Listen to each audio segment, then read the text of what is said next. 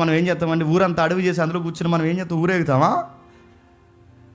అందరూ బాగుండాలని దావీదు గారి పక్షాన ఆయన మాట్లాడుతున్నారు. డాడీ నీకు విషయం చెప్పాలి, మీరు మంచి పద్ధతి కాదు, నిరపరాధత గుర్తుపెట్టుకోండి. మనం ఇన్ని రోజులు చంపిన ఫిలిస్తీన్లు నేరస్తులు, ఇన్ని రోజులు మనం చంపిన శత్రువులు నేరస్తులు, వాళ్ళ విగ్రహారాధికులు, భయంకరమైన వ్యభిచారులు, చంటి పిల్లల్ని చంపిన వారు, వారి భయంకరమైన నేర ప్రవృత్తికి అలవాటు పడిపోయిన వారు. అలాంటి వారిని చంపాం కనుక దేవుడు మన పక్షాన ఉన్నాడు. ఎలాంటి వాడిని చంపితే దేవుడు మన పక్షాన ఉంటాడా? మన రాజ్యం ఉంటుందా? మన కుటుంబం ఉంటుందా?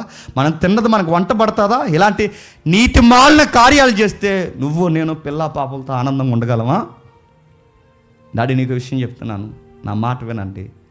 నేను కొడుగ్గా మీ మేలు కోరుకుంటున్నాను. గుర్తుపెట్టుకోండి, మీ ఫాదర్స్ ఎవరైనా ఉంటే, మీ ఫాదర్స్ ఎవరైతే ఉంటే మళ్ళీ చెప్తున్నాను, మీ ఫాదర్స్ ఇలాంటి కొండాకారు పనులు చేస్తుంటే, నేను సీరియస్గా చెప్తున్నాను, మీ ఫాదర్స్ ఇలాంటి నేర ప్రవృత్తిని కలిగి ఉంటే మోమాటం లేకుండా చెప్పండి, డాడీ ఇది నీకు కరెక్ట్ కాదు, చెప్పేలా చెప్పండి. అవకాశం దొరికిందని నువ్వు ఫాదర్లాగా యాక్టింగ్ చేయకు. ఆయనకి ఇవ్వాల్సిన గౌరవాన్ని ఇచ్చి, లోబడాల్సిన విధంగా లోబడి, ఆయనకి చెప్పాల్సిన విధంగా చెప్పి, డాడీ మీరు రాంగ్ వేలో వెళ్తున్నారు, మీరు తప్పు చేస్తున్నారు, ఇది దేవుని చట్టం, ఇది దేవుని ఎదుటిన్న మనుషులు, వీళ్ళ పక్షాన మీరు ఎలా పక్షపాత నిర్ణయాలు తీసుకుంటున్నారు, ఇది మీకు మంచిది కాదని నువ్వు నీతికి నిలబడిన యోనాతాన్ లాంటి కుమారుడు అయితే మీ డాడీకి మొహమాటం లేకుండా చెప్పు, సీరియస్గా చెప్పు. మీ వైఖరి మార్చుకోవడం మంచిది, లేదంటే మీ ప్రాణాలకు ప్రమాదం అని చెప్పాడు. యోనాతాన్ ఎంత బాగా చెప్పాక వాళ్ళ నాన్నగారు, అప్పుడు యోనాతాన్ దావీదుని పిలుచుకొని పోయి ఆ సంగతులన్నీ అతనికి తెలియజేసి,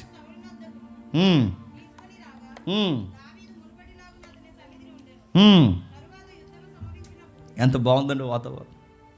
మళ్ళీ మారాడు. ఈ ఒక్క విషయంలో సౌలుని మెచ్చుకోవచ్చండి. నిజానికి నేను నిన్నుగా అన్నానా, నువ్వు నన్నుగా అన్నావు అన్నాడా? మంచి చెబుతున్నప్పుడు చిన్నోడు చెప్పినా విన్నాడు. ఒక విధంగా ఇది మంచి లక్షణమే, గుర్తుపెట్టుకోండి. సౌలుని అన్ని జోనర్లో మనం మెచ్చుకోవట్లేదు, కానీ ఇక్కడ చెబితే విన్నాడు.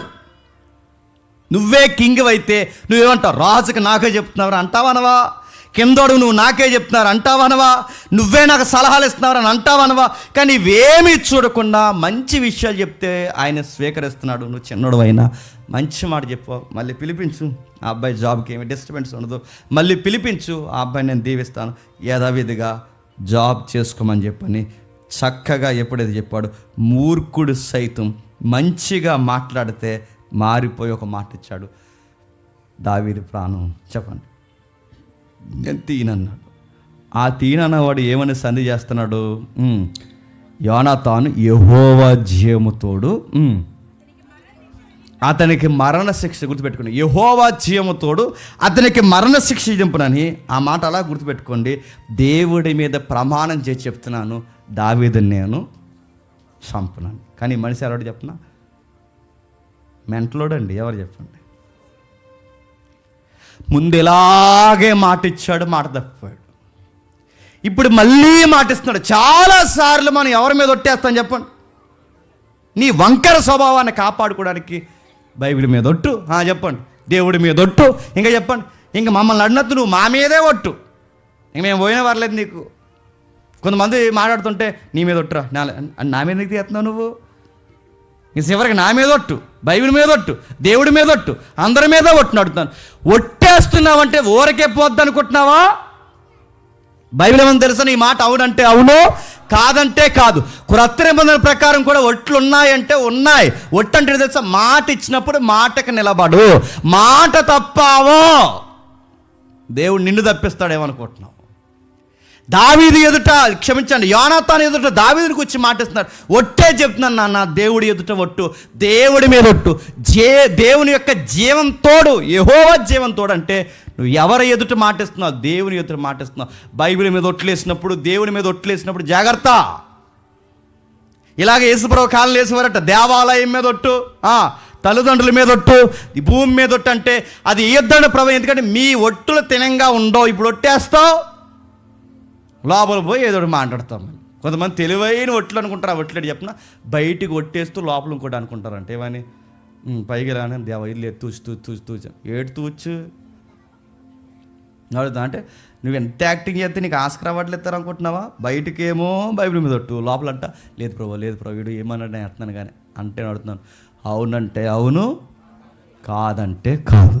యోనాతాన్ చూడండి, డాడీతో వాళ్ళ తండ్రితో మాట్లాడితే నాన్న దేవుడి మీద ప్రమాణం చేసి చెప్తున్నాను ఏమన్నాడట. అంత బాగుంది, ఉద్యోగం ఇచ్చేశారు. యథావిధిగా దావీదు వస్తున్నాడు, మాట్లాడుతున్నాడు, ఉద్యోగం చేసుకుంటున్నాడు. జనరల్గా నడిచిపోయినంతకాలం గొడవలు ఏమి రాలేదండి. మళ్ళీ గొడవలు ఎక్కడ వచ్చినాయి చెప్పిన? యుద్ధం గెలిచాడు. ఇప్పుడు గుర్తుపెట్టుకోండి, మన చుట్టూ ఉన్న వాళ్ళందరూ దెయ్యాల్లాగా ఎప్పుడైపోతారంటే మనకి విజయాలు వచ్చే కొలిది మొఖాలు దెయ్యం మొఖాలు అయిపోతుంటాయి. సౌలు దెయ్యంగా ఎప్పుడు మారిపోయాడు? గొలియాతుని కొట్టినప్పుడు. సౌలు దెయ్యంలాగా ఎప్పుడు ప్రవర్తిస్తున్నాడు? ప్రతిసారి విజయం సాధించినప్పుడు. ఇప్పుడు యెహోవా జీవంతోడని ఒట్టేసినప్పుడు కూడా మళ్ళీ ఆ ఒట్టి మర్చిపోతున్నాడంటే ఎందుకు మళ్ళీ పిశాచగాళ్ళ తయారవుతున్నాడంటే మళ్ళీ కింది వచనాల్లో 8వ వచనం 10వ వచనం వరకు దావీదు యుద్ధం గెలిచాడు. గెలిస్తే ఏమైంది ఒకసారి మీరు చూడండి. గెలిస్తే తర్వాత యుద్ధం సంభవించినప్పుడు దావీదు బయలుదేరి ఫిలిస్తీన్లతో యుద్ధం చేసి వారిని ఓడించి గొప్ప వధ చేయగా యెహోవా యొద్ద నుండి దురాత్మ సౌలు మీదకి వచ్చెను. సౌలు ఈట చేత పట్టుకొని ఎంట కూర్చుని ఉండెను. దావీదు సితార వాయించుచుండగా సౌలు ఒకే దెబ్బతో దావీదును గోడకు పొడిచేదని అనుకున్నప్పుడు చేత వినండి. ఇందాకే మాట ఇచ్చాడు యెహోవా జీవంతోడు దావీదు ప్రాణానికి ఏమీ కదని. ఇప్పుడు దెబ్బకి మళ్ళీ ఏం చేయడు? ఒకే దెబ్బకు గోడకి గుచ్చి చంపారు. ఇందాక మాట ఇచ్చి ఇంత త్వరగా ఎలా మాట తిప్పుతున్నాడు? అసూయ వచ్చింది. మళ్ళీ అసూయ వచ్చిందంటే దురాత్మ వచ్చింది. ఎందుకు దురాత్మ వచ్చింది సౌలు మీద కంటే మళ్ళీ దావీదు యుద్ధం గెలిచాడు. మొదటి యుద్ధం గెలిచినందుకే తట్టుకోలేకపోయాడు. గొలియాతుని గెలిచినందుకే తట్టుకోలేకపోయాడు. సైన్యంలో పేరు వచ్చినందుకే తట్టుకోలేకపోయాడు. మళ్ళీ వచ్చి ఉద్యోగం యథావిధిగా చేస్తూ మళ్ళీ విధి నిర్వహణలో పేరు వచ్చినందుకు నేను ఎప్పుడు గుర్తుపెట్టుకోండి, మీకు ఒక హెచ్చరిక జారీ చేస్తాను. ఎప్పుడు గుర్తుపెట్టుకోండి, నువ్వు బాగుపడే కొలది నీ చుట్టూ ఎవడైతే ఏడుస్తున్నారో అలాంటి వారికి 100 అడుగుల దూరంలో ఉండు. నేను మళ్ళీ చెప్తున్నాను, మీరు ఏమనుకుంటే అనుకోండి. నువ్వు ఎప్పుడు బాగుంటే అప్పుడే నేను చూసి ముఖం మాడిపోయి మూతి తిప్పుకుని రకరకాల వీళ్ళిద్దరూ పోయి పక్క పోయి మాట్లాడుకుంటారంటే వీళ్ళు చాలా డేంజర్. కానీ మళ్ళీ తెచ్చుకుని వాళ్ళని దగ్గర పెట్టుకోకు, వాళ్ళ దగ్గరికి వెళ్ళకు, వాళ్ళతో అంత కమ్యూనికేషన్ మెయింటైన్ చేయకు. వాళ్ళ బాగోరు ప్రస్తుతానికి సమాధాన పడినట్టు కనబడతారు. కానీ మనం చెప్పాను, పుట్టుకతో వచ్చినవి పుల్లల్లో పెట్టే వరకు పోవు. డేంజర్ వేల్లో మారినట్టే ఉంటారు, ప్రమాణాలు చేసినట్టే ఉంటారు, మాట ఒప్పుకున్నట్టే ఉంటారు. ఎంతో ఒప్పుకుని మళ్ళీ అసూయ ఎలా వచ్చిందంటే ఈ మనిషి బాగుంటే చాలు, ఈ మనిషికి మెంటలు వచ్చేస్తుంది అంతే. ఎవరితో నీ చుట్టూ అలాంటి వాళ్ళు ఉన్నారేమో, నువ్వు బట్టలు వేసుకుంటే చూడలే ఉన్నారేమో, నువ్వేదో కొనుక్కుంటే చూడలే ఉన్నారేమో, నువ్వు కట్టుకుంటే నువ్వు ఏదైనా వస్తువు కొనుక్కొని ఒక ఇల్లు కట్టుకుంటే చూడలేని వారు ఉన్నారేమో. ఎవరినైనా ఇంటికి తీసుకెళ్తుంటే అరే ఎంత బాగుంది ఇల్లు అంటారు, తర్వాత అంటారు వీడికి ఇల్లు ఎలా వచ్చింది అంటారు. నేను పడ్డాను కాబట్టి చెప్తున్నాను, గుర్తుపెట్టుకోండి. ఒక ఫ్రెండ్గా ఒక స్నేహితుడిగా వీళ్ళందరినీ మన ఇంటికి తీసుకెళ్తే ఎలా గడ్డేసాడు అంటారు. ఎలా గడ్డి నీ బొందా నీ కిడ్నీలు అమ్మేసి గడ్డేసినారు, ఎలా కడతాం? గవర్నమెంట్ ఎంప్లాయ్ అనుకుంటున్నావు, రోడ్డు మీద తిరుగుతున్నావు అనుకుంటా, ఎలా కడతాం? అంటే ఎలా కడతారు? అసూయ పరులు ఉంటారు, కట్టుకుంటే చూడలేరు, తింటే చూడలేరు, కొనుక్కుంటే చూడలేరు. మనం ఏదన్నా సాధించే చూడలేరు, నలుగురు మనల్ని పొగిడితే చూడలేరు. వీడికి ఎంతకి అస్తమాలు దెయ్యం ఎలా దిగిపోతుంది వీడి మీద కంటే మనల్ని ఎవరైనా పొగిడితే ఆడు కళ్ళు అలా చూస్తాయి. మనం కొంతమంది మీరు చూసారా, మనల్ని ఎవరైనా పొగుడుదాం అక్కడి నుంచి చూస్తుంటాడు, అక్కడి నుండాడు అలా చూస్తాడు. ఆడ అంత అలాగే ఎందుకు చూస్తున్నాడు? మనకి ఆడికి రాని ఫేమ్ మనకు వస్తుందని అలా చూస్తాడా. ఫోటోలు తీస్తున్నారా జేమ్స్ గడితో, చూద్దాం లాస్ట్ ఫోటో ఇచ్చేయాలి వీడికి అనుకుంటారు. గుర్తుపెట్టుకోండి, అంత అసూయపరులు ఉంటారు. సౌలుకి మళ్ళీ దయ్యం ఎందుకు వచ్చింది? ఇందాకే సమాధాన పడ్డాడు. కొన్ని నెలల క్రితం, కొన్ని రోజుల క్రితమే కొడుకు మాట ఇచ్చాడు. ఎంతకు ఎలాగైపోయాడంటే అసూయ అసూయ అసూయ అసూయ. ఎంత బాగా చెప్పిన అసూయ. తర్వాత ఏం జరుగుతుందో 11వ వచనం చూడండి. ఉదయం అతను చంపవలనని పొంచి ఉండి దావీదుని పట్టుకుంటకై సౌలు అతని ఇంటికి దూతలు అనగానే దేవదూతలు కాదు, దూతలు అంటే ఏజెంట్లు. సౌలు గారికి స్నైపర్స్ ఉన్నారు, వాళ్ళు వెళ్ళారు. వీళ్ళు ఏం చేస్తారంటే దావీదుని చంపడానికి వచ్చారు. ఈ విషయం దావీదు పసికట్టలేదట. ఎవరు పసికట్టారు చెప్పండి? ఎవరు? మేకాలు పసికట్టిందంట. చదవండి ఒకసారి. అతన్ని పట్టుకొనుటకై సౌలు అతని ఇంటికి దావీదు భార్య అయిన మేకాలు, ఈ రాత్రి నీ ప్రాణమును నీవు దక్కించుకుంటేనే గాని రేపు నీవు సంపబడదు అని చెప్పిన జాతకి వినండి. తన భర్తకి ఎలాంటి ప్రమాదం పొంచుందో ఇట్టే పసిగట్టిన చక్కటి ఇల్లాలు భార్య ఎవరు చెప్పండి? నేను మళ్ళీ చెప్తున్నాను, ఇందాక నాన్న తప్పు చేస్తుంటే తప్పు చేస్తున్నావు నాన్న అని చెప్పింది కొడుకు. ఇప్పుడు చెప్పండి, అదే నాన్న సొంత భర్త ప్రాణాలు తీస్తుంటే మా నాన్న వల్ల నీకు ప్రమాదం ఉందని చెబుతున్న మరొక వ్యక్తి మేకాల కూతురు. ఇప్పుడు మళ్ళీ ప్రశ్న, కూతురికి మళ్ళీ పరీక్ష. ఇప్పుడు నాన్న సైడ్ ఉండాలా చెప్పండి? బాగా మీరే చెప్పండి అమ్మా. ఏదన్నా గొడవ అయితే మీ ఆయన సైడ్ ఉంటారా, మీ పుట్టింటోళ్ళు తాలికి సైడ్ వెళ్ళిపోతారు చెప్పండి మీరు? మీ అమ్మ ఏది చెప్తా చేస్తావు, నువ్వు మాకు తెలుసది.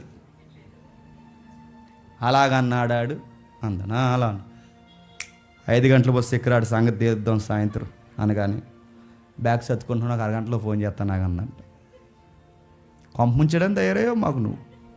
నేను అడుగుతున్నాను, ఏదన్నా వస్తే అడుగుతున్నాను, పుట్టింటోళ్ళు మాట వింటున్నావా? నేను మళ్ళీ అడుగుతున్నాను, నీ భర్త బాగును కోరుతున్నావా? ఫాదరా హస్బెండా? సవాల్ ఇప్పుడు మేకాల ముందు. మా నాన్నకి నేను సపోర్ట్ చేస్తే మా నాన్న ఏమైనా నీతి పనులు చేస్తున్నాడా?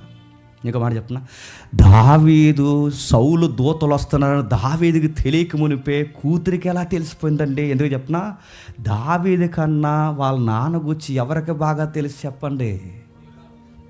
మా నాన్న ఏ టైంలో ఎలా ఉంటాడు నాకు బాగా చెప్పండి తెలుసు. కూతురు తెలియదా? నాన్న ఏ టైంలో ఎలా ఉంటాడు కూతురు తెలియదా? నిజమైన భార్యవైతే నీ తండ్రి సన్నాసి పనులన్నీ కవర్ చేయకుండా, నేను మళ్ళీ చెప్తున్నాను, నీ భర్తకే హామ్ చేసేలా నీ తండ్రి ఉంటే ఆ టైంలో నువ్వు తీసుకోవాల్సిన స్టాండింగ్ ఎవరి పక్షాన్ని తెలుసా? నీ భర్త. నీ కాపురం, నీ పిల్లలు, నీ భవిష్యత్తు, నీ జీవితంతో ముడిపడిన నీ భర్త, అతనికే హాని చేయాలని నీ తండ్రితో కలిసి, నీ తల్లితో కలిసి, నీ తోబుట్టులతో కలిసి అతనికే వ్యతిరేకంగా నిలబడాలనుకుంటే అతను పాడవుతాడు, నువ్వు పాడవుతావు, నీ కుటుంబం పాడవుద్ది. ఏమన్నా సాధిస్తావా?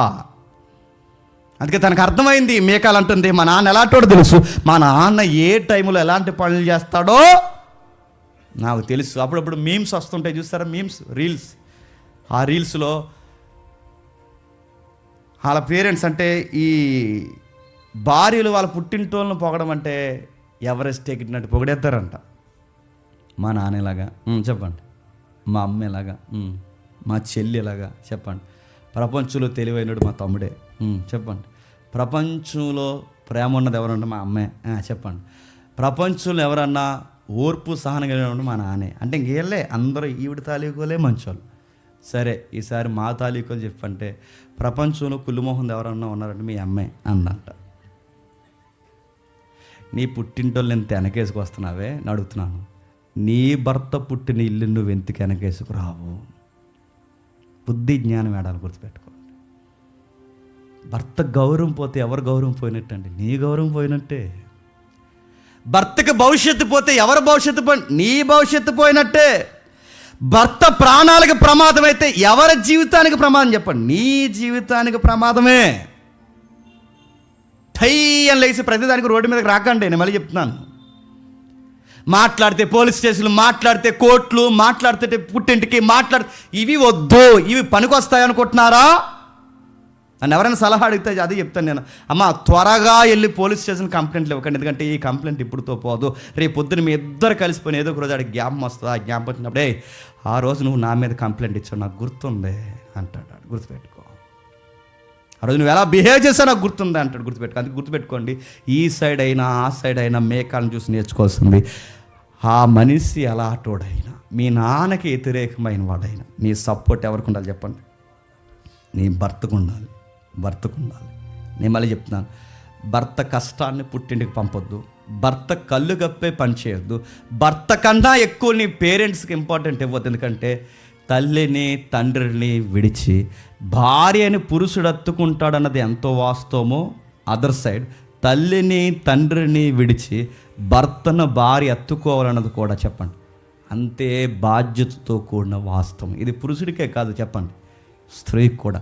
నువ్వు వాళ్ళని నత్తుకుంటే ఈయన నత్తుకోలేవు, ఈయన నత్తుకుంటే వాళ్ళని నత్తుకుని ఉండడానికి ఊరి లేదు. నేను మళ్ళీ చెప్తున్నాను, పెద్దవారికి ఆ సైడ్ అయినా ఈ సైడ్ అయినా వాళ్ళిద్దరూ వాళ్ళు ఎవరైతే ఉన్నారో అటువైపు వాళ్ళని ఇటువైపు వాళ్ళని విడిచి వీళ్ళిద్దరూ అత్తుకుంటేనే కాపురాలు బాగుంటాయి.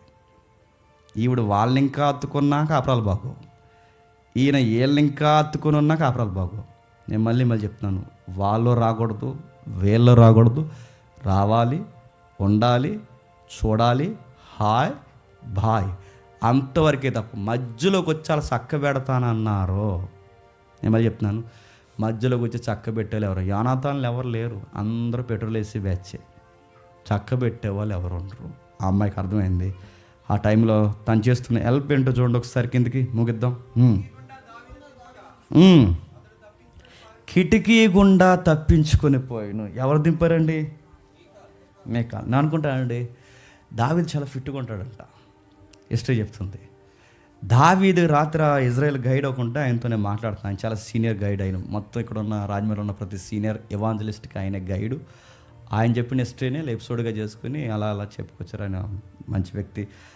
ఆయన రాత్రి మాట్లాడుతూ ఉంటున్నారు. దావీదు గారట, ఆయన ప్యాలెస్ ఉంటుంది చూసారా, ఆయన ప్యాలెస్ చుట్టూ అలా ఒక 2-3 రౌండ్లు వేసి అలా వచ్చేసరికి, అంటే ఎంత అంటే ఒక 5, 6, 10 కేమ్ ఉంటుంది అన్నమాట. మొత్తం ఇంత రౌండ్ అంటే సుమారు 5, 6, 7 కిలోమీటర్లు తిరిగాడంటే ఆ మనిషి. అలా ఒక రౌండ్ కాదు 2-3 రౌండ్లు వేస్తే ఎంత ఫిట్గా ఉంటాడండి. దావీదు కత్తట్టుకున్నాడు అనగానే చుట్టుపక్కల కంట్రీస్ అన్ని గజగజ వణకంటే ఆ మనిషి ఫైర్ ఎలా ఉంటుందో మీకు అర్థం అవ్వాలి, ఆయన ఫిట్నెస్. అలాంటి ఫిట్గా ఉన్న వ్యక్తిని ఈ మనిషి ఒక్కరితో అలా దింపేస్తుందంటే ఈ మనిషి ఎంత ఫిట్గా ఉంది చెప్పండి. నువ్వు బకెట్ ఎత్తితే కంచం ఎత్తావు మాకు, నువ్వు కంచం ఎత్తితే బకెట్ ఎత్తావు మాకు. వాళ్ళ ఆయన్ని మోసేస్తుందంటే ఇవిడ చూడండి ఎలా ఉంది, ఆవిడే దించేసిందంట. జాగ్రత్తగా వెళ్ళండి, నేను ధైర్యంగా ఉంటాను వెళ్ళండి అన్నదంట. ఈమె గుండె ధైర్యం ఎక్కువ, కండబలం ఎక్కువ, అన్నీ ఎక్కువ. కానీ అన్నీ బాగున్నాయి, కానీ ఈ అమ్మాయి ఒక్క విషయంలో మాత్రం బాగోదు, దేవుడి విషయంలో బాగోదు. ఏం చేసిందంట? కిందికి తర్వాత మేకాల్ ఒక గృహదేవత బొమ్మ తీసుకొని మంచం మీద పెట్టి మేకబొచ్చు దుప్పటితో కప్పివేసి దూతలను పంపగా ఏముందట? గృహదేవత. సురేష్ లేదంటే నా ఇమేజ్ వేసి చూపిద్దును. టెరాఫిమ్ అండ్ దేవతలు అంటారు. అంటే ఒక దేవతలు అనమాట గృహదేవతలు. అంటే మీకు ఎలా చెప్పాలి నాకు అర్థం కావట్లేదు. ఆ ఇమేజ్ ఉంది కానీ ఇంకా టెక్నికల్ ప్రాబ్లం. నాకు ఆడు రానప్పుడు చెప్పండి, రావట్లేదని మీకు ముందుగా నేను ఇన్ఫర్మేషన్ ఇస్తాను. అయితే ఈ గృహదేవత బొమ్మలు ఇలా సాఫ్ట్గా ఈ మైక్ ఉంది చూసారా, ఇలా మైక్ ఇలా. చిన్నప్పుడు కొన్ని గుళ్ళకి వెళ్తే ఇలా బొమ్మలు ఉండే, చిన్నపిల్లల్ని ఎత్తుకునే బొమ్మల్లో ఉండి గుర్తుపెట్టే ఎంతెంత బొమ్మలు అవి గృహదేవతలు అన్నమాట.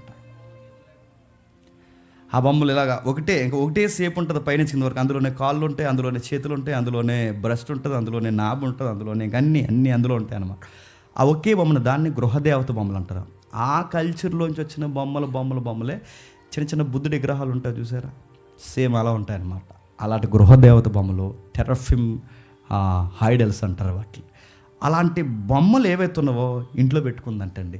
ఎందుకు పెట్టుకుంటారో దీని హిస్టరీ చదివితే ఏముందో తెలుసా? ఈ రెఫరెన్స్ హిస్టరీ వాళ్ళు ఎందుకు పెట్టుకుంటారంటే కాపురం పచ్చకుండాలని అలాంటి బొమ్మ ఒకటి ఇంట్లో పెట్టుకుంటారంట.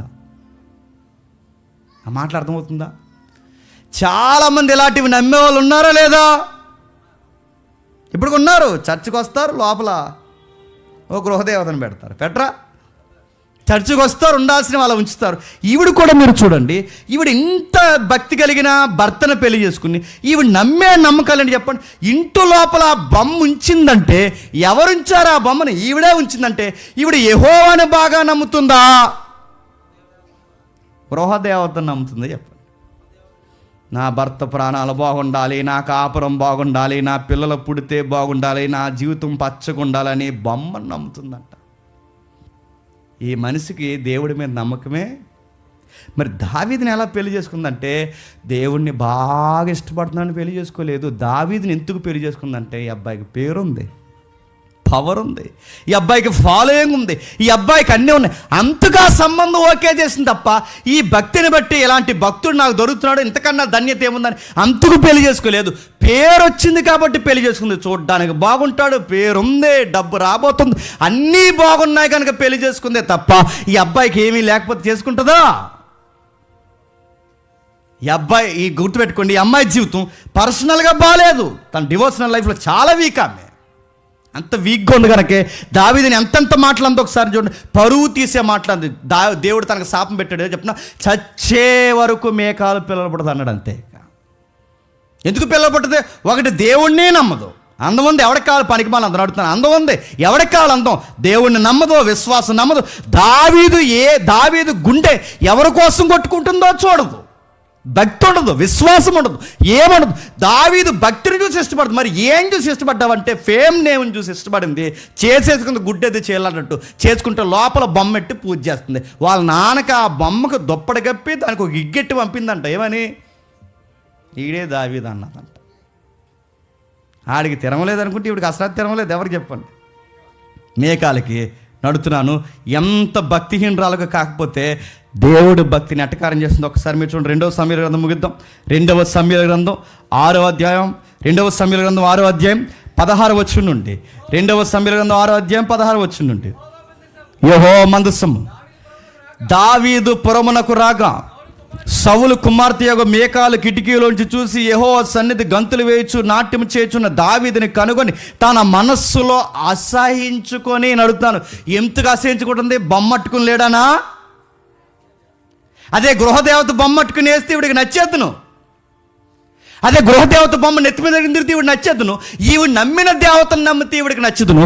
యెహోవా ముందు నాట్యం చేస్తే ఇవిడ అంటే ఈవిడి భక్తి ఎంతకు నచ్చట్లేదంటే ఈవిడ అనుకున్న భక్తి దావీదుకి లేదు గనక ఈవిడికి నచ్చట్లేదు. పైకి పాటలేటి ఆరాధనలేటి అని దావీదు తిడుతుందట.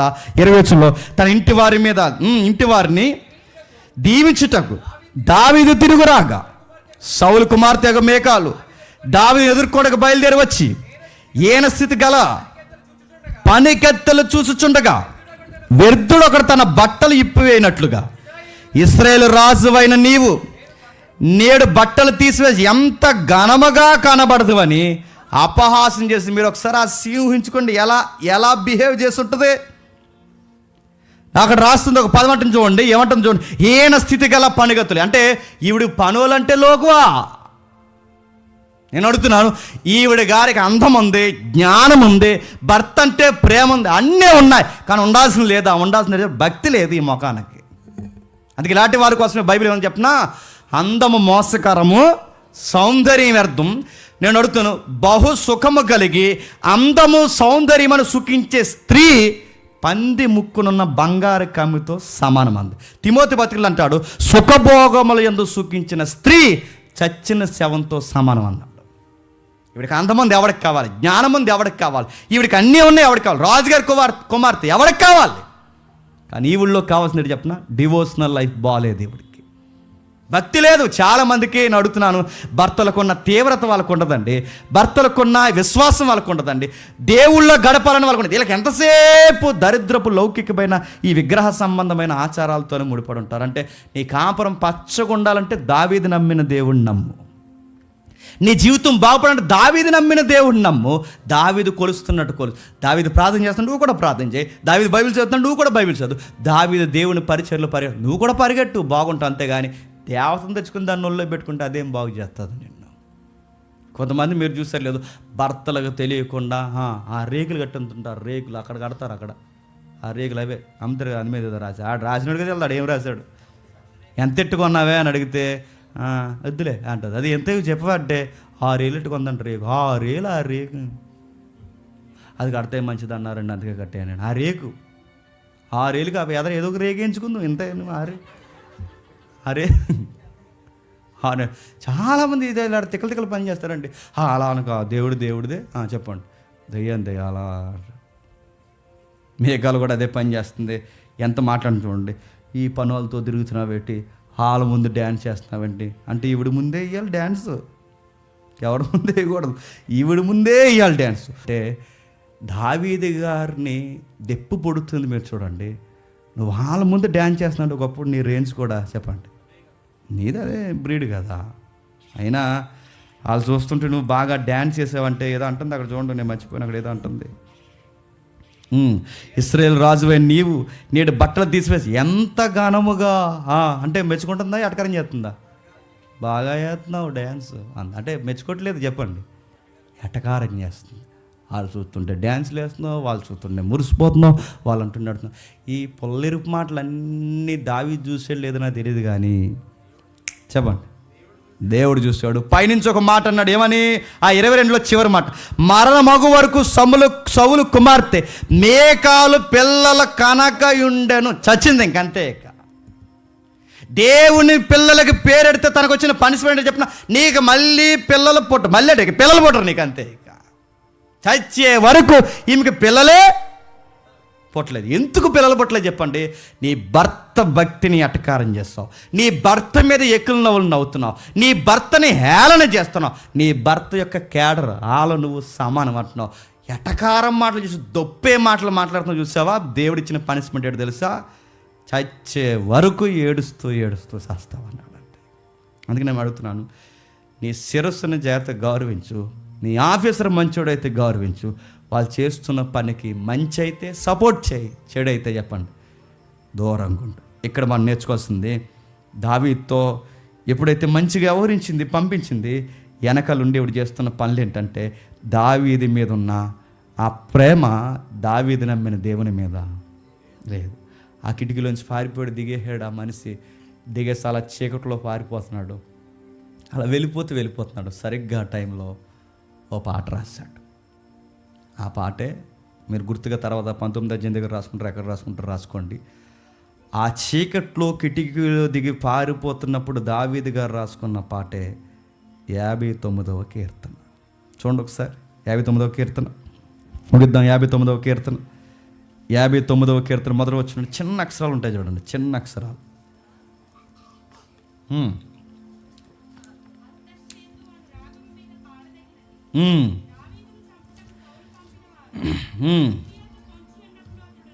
దావీదుని చంపుటకు సౌలు పంపిన దూతలు ఇంటి యొద్ద పొంచి ఉన్నప్పుడు అతడు రచించిన అనుపద గీతము, అది పాట.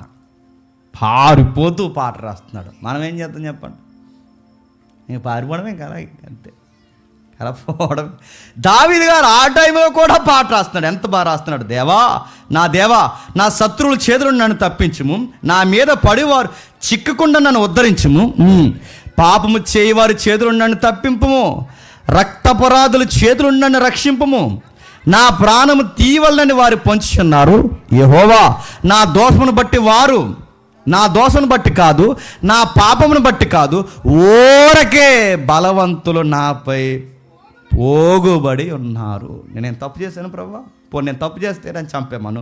నేను పాపం చేశాను, నేను ఏ పాపం చేయకపోయినా వాళ్ళ అధికారంతో వాళ్ళ బలవంతులంతా కలిసి నన్ను పరిగెట్టేస్తున్నారు. కానీ ఇవన్నీ నువ్వు చూస్తున్నావు నాకు తెలుసు. నేను నీ పంచ వచ్చి ఉన్నాను, నీ చరణ వచ్చి ఉన్నాను, నేను నీడకి వచ్చేస్తున్నాను, నీ రెక్కలు చటుకొస్తున్నాను. నా శత్రువులను నేను డీల్ చేయను, నువ్వు డీల్ చేయి. నా వైఫ్ నన్ను ఏమన్నంటే నువ్వే డీల్ చేస్తావు, నా ఆఫీసర్ నన్ను ఏమన్నంటే నువ్వే డీల్ చేస్తావు. బలవంతులందరూ కలిసి గుంపు కూడి నన్నే లేకుండా చేయాలనుకుంటే వాళ్ళ సంగతి కూడా చెప్పండి నువ్వే చూస్తావు. నేనేం చేస్తానంటే నీకోసం పాటలు రాసుకుంటాను, మంచి ట్యూన్స్ రెడీ చేస్తాను, ఆ ట్యూన్కి తగ్గ లిరిక్స్ పెట్టుకుంటాను, నీకోసం పాటలు పాడుకుంటూ నేను వర్షిప్ చేసుకుంటాను. దావీదులో నా గుడ్ క్వాలిటీ అంటే చెప్పిన, ఎనిమీస్ ఎక్కువైపోయే కొలది క్వాలిటీ సాంగ్స్ వస్తాయంట ఎవరికి?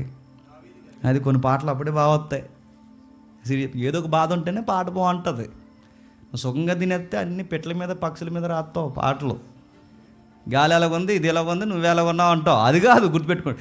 పేరు ఉండాలి, నొప్పి ఉండాలని అడుగుతున్నాను. నీకు జబ్బు వస్తే మంచి పాట రాస్తావు, నీకు బాధ వస్తే మంచి పాట రాస్తావు, నీకు శత్రువులు ఎక్కువైతే మంచి. అంటే కొన్ని బాధలు దేవుణ్ణి మరింత బ్రైట్గా వర్షిప్ చేయడానికే అనుమతిస్తాడు. అందుకే ఎవర్ గ్రీన్ సాంగ్స్ రాశారు. దావీదు రాసిన ప్రతిసారి ఎక్కువైన బాధపడిన బాధల్లో పాటలు ఎక్కువ ఉంటాయి. అలా టైంలో 59వ కీర్తన రాస్తూ, ప్రభువా నేను ఏ దోషం చేయలేదు, ఏ పాపం చేయలేదు, ఊరకే బలవంతులు నా మీద పడుతున్నారు, నా యందు ఏ అక్రమం లేకున్నను వారు పరిగెత్తి సిద్ధపడుచున్నారు, నన్ను కలుసుకొనుటకై మేల్కొనుము. సైన్యం అధిపతి యెహోవా అయిన దేవా, ఇశ్రాయేలు దేవా, అన్ని జనులందరినీ శిక్షించుటకై మేల్కొనుము, అధిక ద్రోహుల్లో ఎవరిని కనికరింపుకో. నేను చంపేయాలనుకుంటే చంపేయచ్చు, కానీ నేను చంపలేను. ఎందుకంటే వచ్చింది ఎవరంటే నాకు ముఖ పరిచయం ఉన్న వాళ్ళు వచ్చింది ఎవరంటే నా రాజు సేవకులు. వచ్చింది ఎవరంటే ఒకప్పుడు నన్ను పోగొన్న వాళ్ళు. అదే వాళ్ళు ఫిలిస్తీన్లు అయితే ఏ పాటికి వాళ్ళ కిడ్నీలు గుండెకెళ్ళి తీసి ఎగరేసేది. కానీ వచ్చింది ఎవరంటే నాకు తెలుసు. మనం ఎవరిని ఏమనలేమని చెప్పినా మనకు తెలిసిన వాళ్ళని ఏమనలేము. అయితే బయటోడు ఏదైనా అంటే రారా చూసుకుందాం అంటాం అనమా? నీ హ్యాండ్ ఎటు నా హ్యాండ్ చూసుకుందాం అంటాం. ఆడిని అనగలం, కానీ ఈ అనలేము. ఎందుకంటే వీడి మనతో పెరగాలని ఈయన ఎందుకంటాం? నేను మొక్క తిని ఆడుకో మాడికే మొక్క ఎట్టాను, ఆడినేమనగలను. ఇప్పుడు ఆడు తిరగబడిపోయాడు నా మీదకి, ఇప్పుడు ఈ నేనేమనగలను. అందుకే మన సర్కిల్ ఎవరైనా మన మీద తిరగబడితే ఆ టైంలో మనం నేర్చుకోవాల్సిన దావి మీరు రెస్పాండ్ అవ్వకండి. ఎందుకంటే ఈ పురుగులకి మీరు రెస్పాండ్ అయ్యారంటే ఇంకా చెద పురుగులు, చీడ పురుగులు ఇంకా వ్యవస్థను పాడు చేస్తారు. ఆ టైంలో మనం చేయాల్సింది అప్పచెప్పేయండి అంతే. అప్పచెప్పి ఏం చేయమంటే ఒక పాట రాయి, అప్పచెప్పి ఏమంటావు ఒక ట్యూన్ కట్టు, అప్పచెప్పి చేయమంటే వర్షిప్ చేయి, వదిలే. మేఘాల సంగతి దేవుడు చూసుకుంటాడు, అలా ఈ సంగతి దేవుడు చూసుకుంటాడు, ఈ టీం సంగతి దేవుడు చూసుకుంటాడు. నువ్వు దేవుడి సంగతి చూసుకో ఏం చేయాలో. అవి చేసుకుంటూ వెళ్ళిపోతున్నాడు. ఆ మేఘాలతో ఒక మాట అన్నాడు. ఆ ఒక్క మాట చూసి మనం ముగిద్దాం, అధ్యాయం అయిపోతుంది. 19వ అధ్యాయం 17వ వచనం. 19వ అధ్యాయం 17వ వచనం, మొదటి సమూయేలు గ్రంథం. అప్పుడు సౌలు తప్పించుకొని పోవునట్లుగా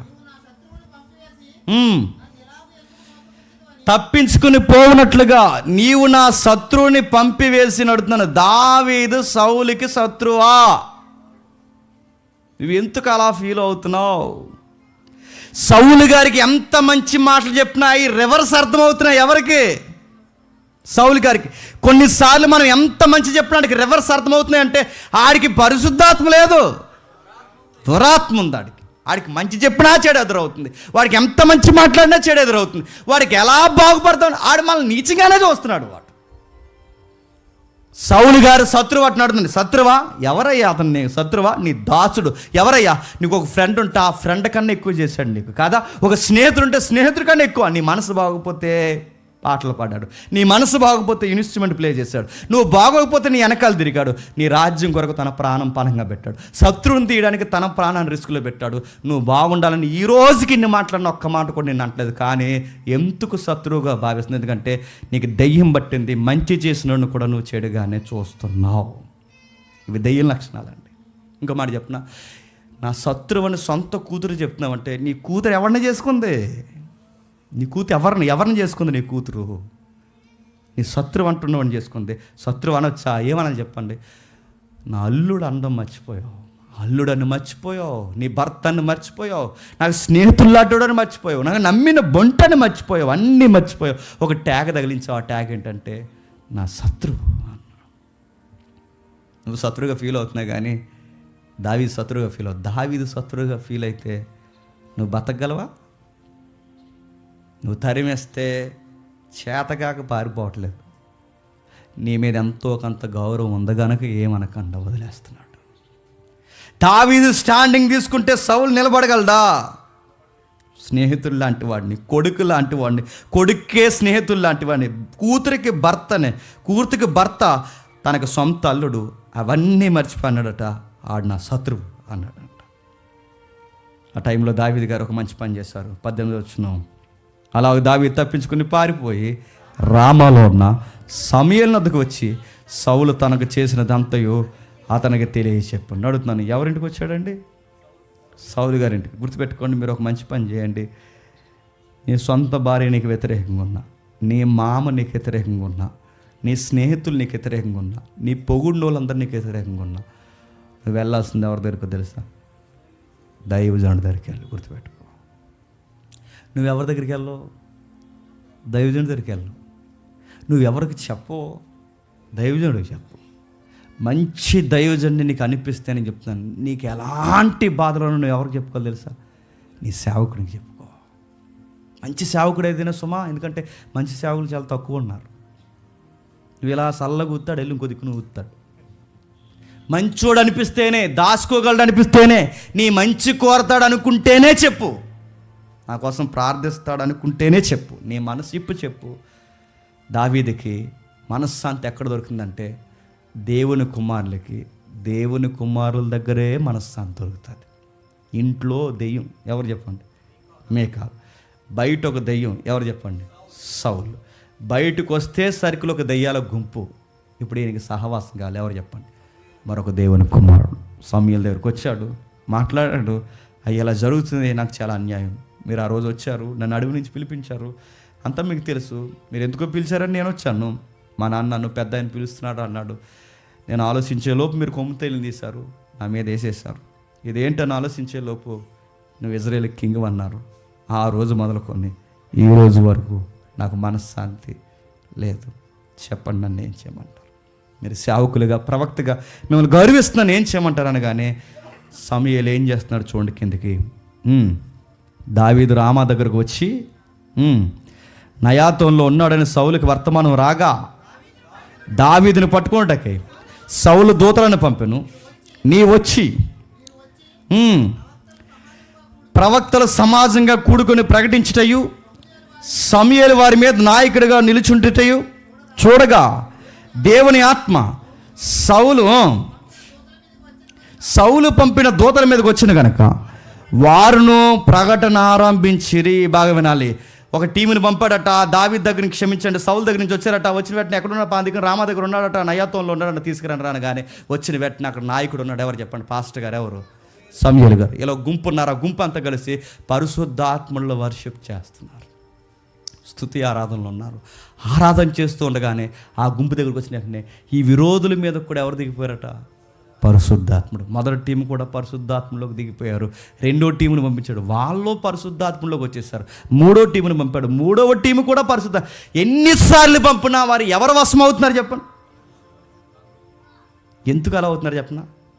సౌలు గుర్తుపెట్టుకో, ఆత్మదేవుడు చెప్తున్నాడు సౌలుకి ఇండైరెక్ట్ మెసేజ్. సౌలు గుర్తుపెట్టుకో, నా అభిషేకం దావీదుకి తోడై ఉంది. ఒకప్పుడు నేను నీ మీద ఉండేవాడిని, కానీ ఇప్పుడు దావీదుని లేకుండా చేయాలనుకుంటున్నావు. నేనుండగా దావీదుని నువ్వేమీ చేయలేవు. నీ విరోధులను కూడా దావీదుకి స్నేహితులుగా మార్చేస్తాం. గుర్తుపెట్టుకో. ఫస్ట్, సెకండ్, థర్డ్ ఎన్ని వార్నింగ్లు ఇచ్చినా ఈ మనిషికి బుర్ర పని చేయట్లేదు. చూడండి, ఎవరికి? నీకు మాట చెప్పనా?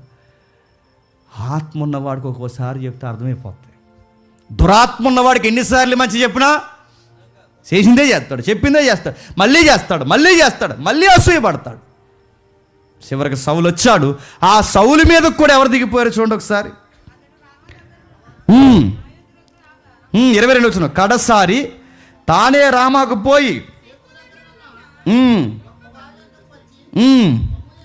సమూయేలును దావీదు ఎక్కడున్న అతను అడుగుగా రామా దగ్గర నయాతోన్లో వారు ఉన్నారని చెప్పాను. అతడు రామా దగ్గర నయాతోనుకు రాగా దేవుని ఆత్మ అతని మీదకి వచ్చిన గనక అతడు ప్రయాణం చేయొచ్చు రామా దగ్గరనున్న నయోతునకు వచ్చుచు ప్రకటించుచుండెను. మరి అతడు తన వస్త్రములు తీసివేసి ఆనాటి రాత్రి పగళ్ళు సమూయేలు ఎదుటనే ప్రకటించుచు పై బట్టలేని వాడే పడి ఉండెను. అందువలన సౌలు ప్రవక్తలలో ఉన్నాడా అనే సామెత పుట్టాను. ఇక్కడ జాతకం ముగిద్దాం. అక్కడ రాసిన సంగతి, మొదటి టీం వచ్చారు, మొదటి గుంపు వచ్చారు, పరిశుద్ధాత్మలోకి వచ్చారు. రెండో గుంపు పరిశుద్ధాత్మ, మూడో గుంపు పరిశుద్ధాత్మ. ఇప్పుడు సౌలే వచ్చాడు.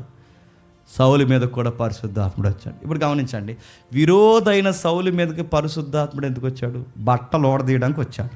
ఏం బట్టలు ఓడదీయడానికి వచ్చాడు? సౌలు బట్టలు ఓడదీయడం. సౌలు బట్టలు అనగానే మొత్తం నూడైపోయాడని కాదు, దాని మూలం ఎబ్రి అర్థాలు ఏమన్నాయంటే, ఈ పైన వేసుకునే బట్టలు ఉంటాయి చూసారా, ఆ రాజవస్త్రాలు ఇప్పించేశాడు. ఆయన ఇంటర్నల్గా వేసుకునేవి ఉన్నాయి, ఇన్నర్స్ ఉన్నాయి, పైన వేసుకునేవి తీసేశాడు. ఎందుకు తీసాడంటే, గుర్తుపెట్టుకో, నేను రాజుని చేసింది నేనే, ఇప్పుడు నీ వస్త్రాలు తీసేస్తున్నది నేనే. అంటే సింబాలిక్గా సౌలుకి పరిశుద్ధాత్మ దేవుడు చెప్తున్నది ఏంటో తెలుసా? నిన్ను వదిలేసి నేను దావీదును పట్టుకున్నాను, నేర్చుకో. ఈ రాజవస్త్రాలకు అప్పుడు నేనే ఇచ్చాను, ఇప్పుడు ఆ వస్త్రాలు నేనే తీసివేస్తున్నాను. ఇక్కడ ప్రకటించుచుండనగానే సువార్త చెప్పారని కాదు, ప్రకటించుచుండంటే పరిశుద్ధాత్మడితో ప్రవచనాలు చెప్పారని కాదు, ప్రకటించుచుండనగానే భవిష్యత్తును గూర్చి ప్రవచనాలు చెప్పాను కదా. ఇక్కడ ప్రకటన, ప్రవచనము. ప్రకటన అంటే దాని అర్థం ఏంటంటే స్తుతించారనే మీనింగ్ వచ్చిందంటే బ్రీలో. స్తుతి అంటే దావీదు వచ్చి ఎవరిని క్షమించాడు, సౌలు వచ్చి ఎవరిని స్తుతిస్తున్నాడు చెప్పండి? దేవుని స్తుతిస్తున్నాడు. సౌలు వచ్చి దేవుని, సౌలు టీం వచ్చి దేవుని స్తుతిస్తున్నారు.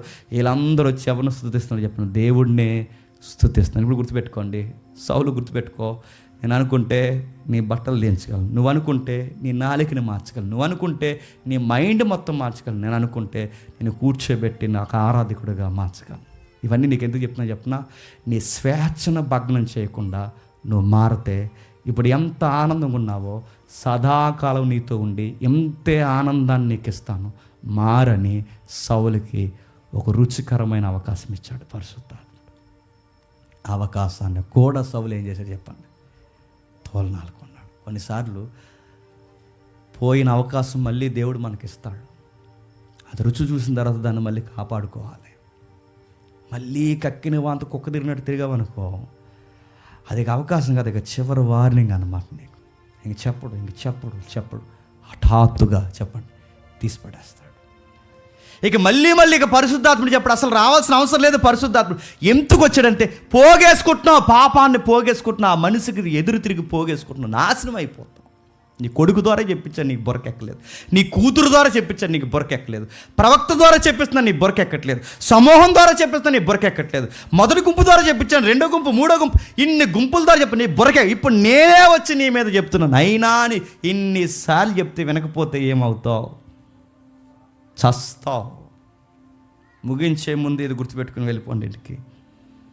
దేవుని పిల్లలకు వ్యతిరేకంగా గుసగుసలు మాట్లాడినా, దేవుని పిల్లలకు వ్యతిరేకంగా మరణకరమైన మాటలు మాట్లాడుకున్నా, దేవుడు పిలుచుకున్న వాడినే లేకుండా చేయాలని నువ్వు అనుకున్నా, రక్షణ కలగజేసిన వాడినే శిక్షకు కారణంగా మారుద్దామని అనుకున్నా, అతనికి కాదు నువ్వు గొయ్యి తవ్వేది. ఎవరికి చెప్పండి? నీకు నువ్వే గొయ్యి తవ్వుకుంటున్నావు. దావీదు ఎవరు అనుకుంటున్నావు? రాబోతున్న మెస్సయ్యకి తండ్రి, రాబోతున్న క్రీస్తుకి తండ్రి. ఈ మెస్సయ్యకి గుర్తుపెట్టుకోండి, ఈ క్రీస్తుకు తండ్రి అయితే ఇక్కడ దావీదుని టచ్ చేస్తే నువ్వు ఎవరిని టచ్ చేస్తున్నాడు చెప్పండి? మెస్సయ్యని. ఇప్పుడు గుర్తుపెట్టుకోండి, ఈయన మెస్సయ్య రాకక ముంగుర్తుగా నిలబడిన వ్యక్తిని అతన్నే తీసేయాలనుకోవాలనుకుంటున్నావంటే నువ్వు చచ్చిపోతావు. ఈరోజు కూడా గుర్తుపెట్టుకోండి, వాళ్ళు అట్నుంచి యేసుప్రభు రావడానికి ముంగుర్తుగా పనిచేస్తారు. ఇప్పుడు ఇటున్న మనం యేసుప్రభు రెండో రాకడకు రావడానికి మనం సిద్ధపాటు కార్యాలు చేస్తే ఇప్పుడు మన మీద తిరగబడినా అదే శిక్ష వస్తుంది.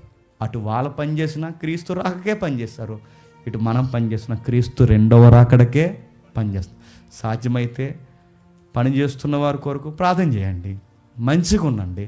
దేవుడు ఆశీర్వదించిన వారిని ఆశీర్వాదకరంగా ఉండాలని కోరుకోండి. కానీ వాళ్ళకి వ్యతిరేకమైన మాటలు, నిర్ణయాలు తీసుకుని గుసగుసలు మాట్లాడావో పోగేసుకుంటున్నావని మాత్రం మర్చిపోవు. నీ పాపం పండుద్ది. 2-3 సార్లు చెబుతాడు, తీసి అవతల పాడేస్తాడు. సౌలు కోరుకొని కుంపడ తెచ్చుకున్నాడు. కళ్ళ ముందు అందొచ్చిన కొడుకు చనిపోయాడు, కళ్ళ ముందు తన రాజ్యం పోయింది, కళ్ళ ముందు తన ప్రాణాలు తానే చెప్పండి తీసేసుకున్నాడు. అది ఎవరికి జరగకుండాను కాక, మెస్సయ్యకి కోసం ఎదురు నిలబడిన వారి మీదకి ఎవ్వరూ మనలో ఎవరు తిరగబడకుండా ఉందరుగాక. ఆమేన్, ఆమేన్, ఆమేన్. మోకాళ్ళు లేగలిగిన వారు మోకాళ్ళు లేయండి.